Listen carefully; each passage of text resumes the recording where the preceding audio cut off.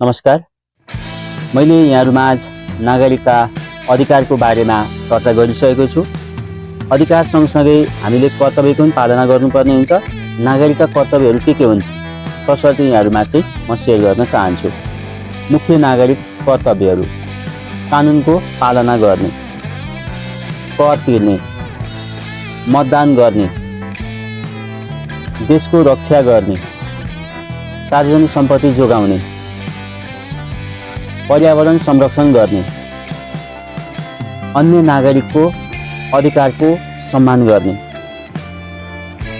सामाजिक एकता र सद्भाव कायम राख्ने, शिक्षित र सचेत बन्ने, देश विकासमा सहयोग गर्ने।